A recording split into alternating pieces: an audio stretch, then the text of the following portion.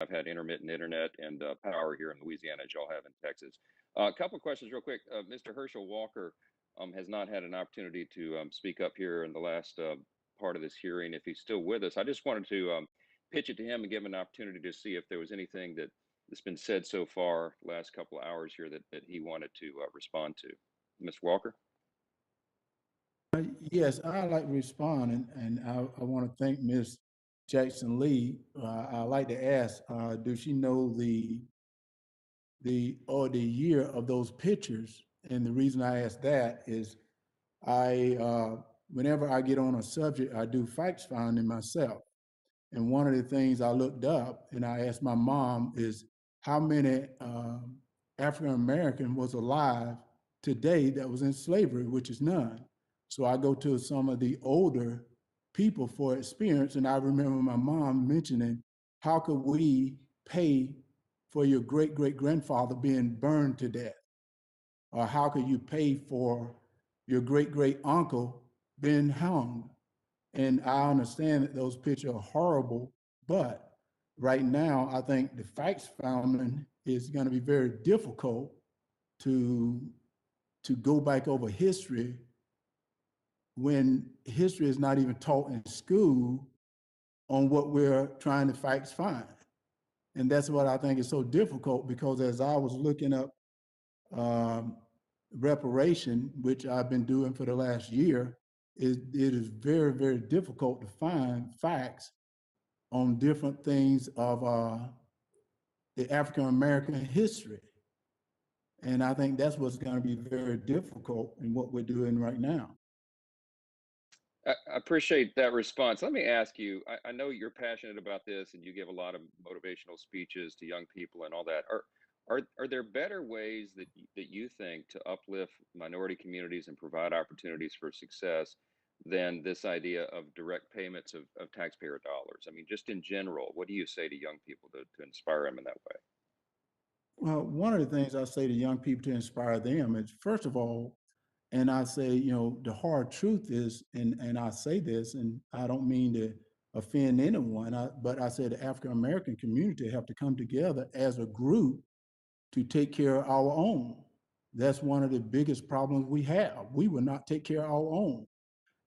I said we cannot, as myself, who grew up in South Georgia, uh, leave that community and leave all the African American kids behind without inspiring them that they can be me. And I think the way we do this is we get back to remembering where we came from. And you have to be responsible. A lot of things we mentioned today, no one talked about responsibility. I'm from the deep South. I know about racism.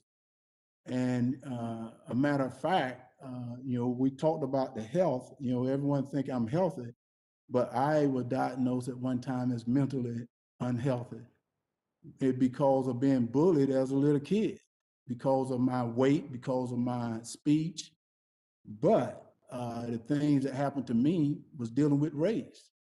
And I overcame through education, which is one of the major things that I talk to the young people today is education is more important than anything in life, because when you educate yourself, you're able to see the truth for yourself. And I'm not saying that I think HR 40 is absolutely incredible, but I think to just say it's a facts founding is very difficult. And facts founding a reparation, I think this is a little bit. I'm confused at the two right now. Very good. I got 34 seconds left. Let me turn to Mr. Elder real quick. You touched on and began to explain the difference between equal rights and equal results, and I think a lot of people are confused about that. I just wonder, in the last 20 seconds or so, you want to articulate a little bit more about the difference between the two. Well, it's really about what Herschel Walker just now said. It's about personal responsibility. There are think tanks on the left, like the Brookings Institution, and think tanks on the right, like the American Enterprise Institute, and they agree that the way to escape poverty is to do a handful of things. Number one, finish high school. Number two, don't have a kid until you get married. Number three, get a job, keep a job, and don't quit that job until you get another job. And number four, avoid the criminal justice system. And they don't say that this formula only applies to you if you're white. They say this formula applies to anybody.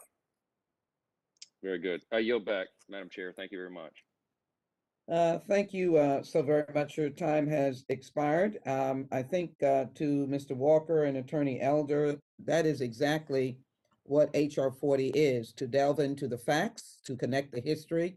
And I'd only say that there is something to the heinous, vile, and vicious act of slavery that the descendants of enslaved Africans and those slaves experienced uniquely in this country. We are grateful that we have 300 organizations that are supporting that concept, but the fact finding of HR 40 is just what is its task to respond to the concerns that have been expressed.